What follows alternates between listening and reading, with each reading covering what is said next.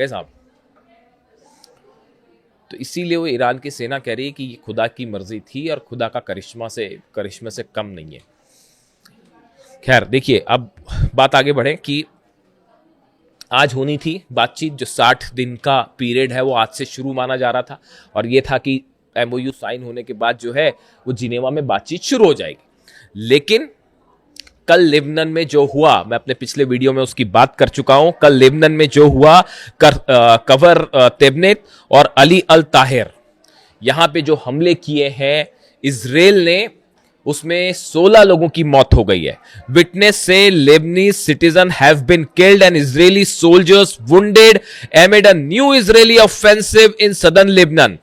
दक्षिणी लेबनान में इजराइल की सेना ने भयंकर हमला किया, 16 लोगों की मौत हुई है पिछले 24 घंटे के अंदर, और उधर जो है हिजबुल्लाह ने भी हमले किए, उसमें कई इजरायली सैनिक भी घायल हुए हैं।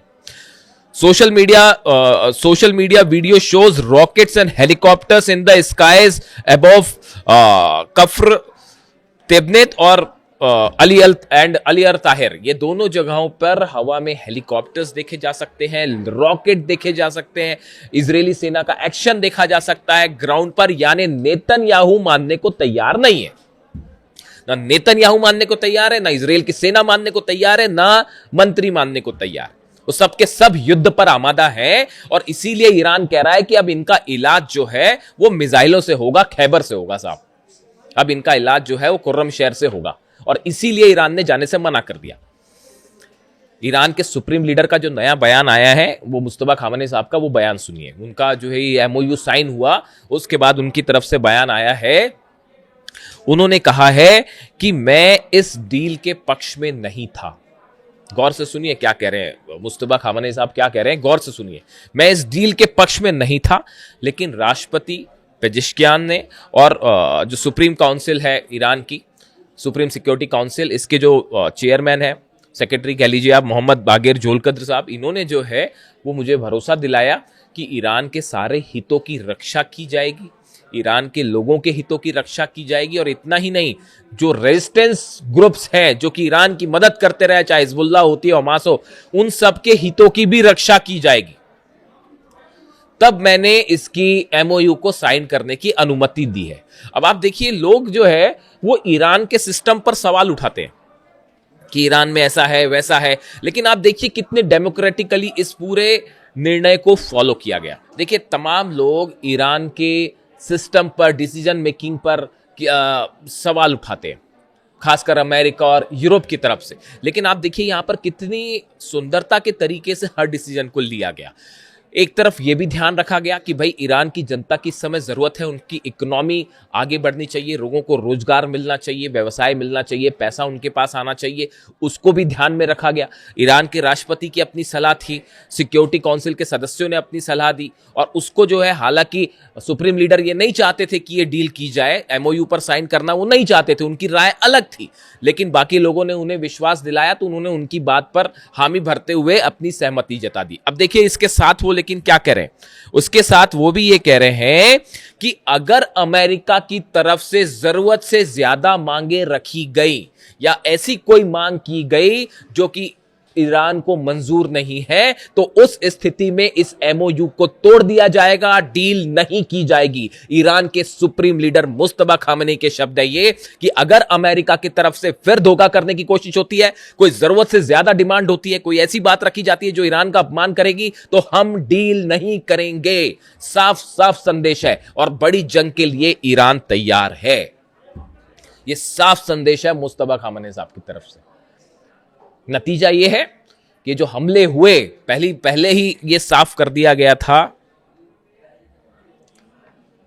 ईरान की तरफ से कि लेबनान में शांति होनी चाहिए, अगर लेबनान में सीजफायर नहीं होगा तो डील बात आगे नहीं बढ़ेगी। यह पहली शर्तों में शामिल है। जो एमओयू कल मैंने बताए थे आपको, 14 पॉइंटर्स का पहला पॉइंट ही था ये, लेकिन उसको साइन होने के बाद अभी 24 घंटे भी नहीं बीते और 16 लोगों की हत्या कर दी गई है लेबनान में। नतीजा, ईरान ने पहले दौर की बातचीत जो आज शुरू होनी चाहिए थी, वही आगे नहीं बढ़ पा रही, तो आगे क्या होगा आप खुद सोचिए। और ईरान ने मना कर दिया। यानी आप देखिए, हर मुद्दे पर, चाहे आप जंग ले लीजिए, जंग में जो मिसाइल अटैक्स थे वो ले लीजिए, हॉर्मूज की स्थिति ले लीजिए, डील ले लीजिए, हर मुद्दे पर ईरान भारी पड़ा है अमेरिका पे। और इसीलिए ईरान की सेना कह रही है कि ईरान की जीत जो है वो खुदा की मर्जी है। अब हालात ये हैं कि देखिए, जो खबरें आई उसके मुताबिक हॉर्मूज जो है वो हॉर्मूज से अमेरिका ने अपनी सेना को पीछे हटाना शुरू कर दिया है, जो अभी की खबर है। आज सुबह मैं जो खबरें देख रहा था कि केशम आइलैंड के आसपास और बाकी जो आइलैंड्स हैं, अबू मूसा, बंदर अब्बास, इसके इनके आसपास जो इनको टारगेट करते हुए जो ब्लॉकेड था ओमान के आसपास से, वो शिप्स पीछे हटाए गए और ईरान के शिप्स अब निकलने शुरू हो गए। एक जहाज तो भारत भी पहुंच गया है। तो ऐसे हालात में पीछे हटे हैं जहाज, लेकिन अभी उनको वहीं रोक दिया गया, उनको ऐसी पोजीशन में रखा गया है कि जरूरत पड़ने पे फिर आगे आगे बढ़ाया जा सकता है। डोनाल्ड ट्रंप धमकी अलग दे रहे हैं कि अगर जो है हमारी बात नहीं मानोगे तो हम फिर से ब्लॉकेट कर देंगे और फिर हम बम बरसा देंगे। लेकिन इस बीच जो है अमेरिका में डोनाल्ड ट्रंप की जबरदस्त आलोचना शुरू हो गई है और दोनों पक्ष से आलोचनाएं हो रही हैं। जो डेमोक्रेट्स हैं वो तो आलोचना कर ही रहे हैं, रिपब्लिकन जो खुद की पार्टी है वो भी आलोचना कर रहे हैं। और किसी को यह समझ नहीं आ रहा कि साहब ये डोनाल्ड ट्रंप आखिर चाहते क्या थे, जंग क्यों करी, पहली बात ये, अब डील क्यों करी, कुछ क्लियर ही नहीं है। इसीलिए मुस्तफा खामनी जो कह रहे हैं, ईरान के सुप्रीम लीडर ये कह रहे हैं कि ये डोनाल्ड ट्रंप की मजबूरी थी साइन करना डील, इस एमओयू को साइन करना ये मजबूरी थी, क्योंकि हॉर्मूज फंसा हुआ था, हमने नस पकड़ ली थी, गर्दन पकड़ ली थी अमेरिका की, दुनिया की इकोनॉमी की, हाहाकार मच जाता, डोनाल्ड ट्रंप चुनाव हार जाते, वो तो वैसे भी हारेंगे।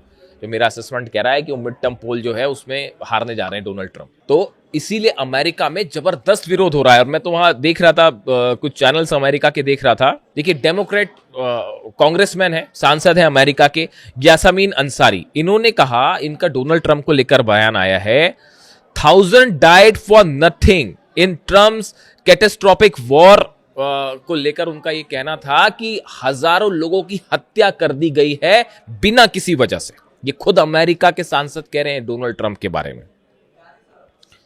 इसके साथ उन्होंने यह भी कहा, in a post on X, Ansari said thousands of innocent people died for nothing. वो ये भी कह रहे हैं कि Donald Trump is incompetent pathological liar who didn't achieve any of his alleged objectives for the Iran war. वो ये कह रहे हैं कि ईरान वॉर से डोनाल्ड ट्रंप का कोई लक्ष्य हासिल नहीं कर पाए डोनाल्ड ट्रंप।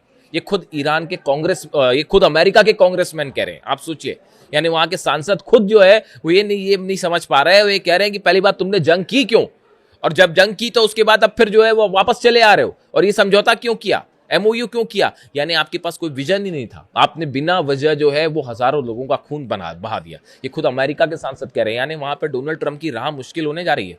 ये ईरान पर हमला करके जो अली खामेनी साहब को असैसिनेट किया था, उसका परिणाम अभी आगे आगे देखिए आप क्या होता है। ये इतनी आसानी से सब कुछ खत्म होने वाला नहीं है। ना ईरान की जनता भूलेगी, ना ईरान की सेना भूलेगी। और जहां तक नेतन्याहू एंड पार्टी का सवाल है, देखिए, नेतन्याहू एक बड़ा ऑपरेशन शुरू कर चुके हैं 60 दिन का। अगर ये 60 दिन किसी तरह से अगर अमेरिका ने दबाव बनाया भी और हमले रोकने के लिए भी कहा गया, तो भी एक कोवर्ट ऑपरेशन ईरान के खिलाफ जारी है। अगले वीडियो में मैं बड़ा खुलासा करूंगा कि कैसे ईरान में बड़े असैसिनेशंस की तैयारी कर दी है मोसाद ने, और ऐसे हमले होंगे शायद जिसकी चलते जो है किसी भी बड़ी हस्ती को निशाना बनाया जा सकता है। मैं बार बार इस बात को रिपीट कर रहा हूं, मैंने पिछले वीडियो में भी कहा था, एक बार फिर कहूंगा, ईरान की जितने बड़े फिगर्स हैं, बड़े पर्सनालिटीज हैं, उनको सुरक्षित रहने की जरूरत है। बड़ा कोवर्ट ऑपरेशन हो सकता है। इन हालात में आज जिनेवा में जो पहले दौर की बातचीत होनी थी वो रुक गई है। ईरान की मिसाइल्स रेडी हैं और लेबनान को लेकर इजराइल और ईरान फ्लैश पॉइंट पे है।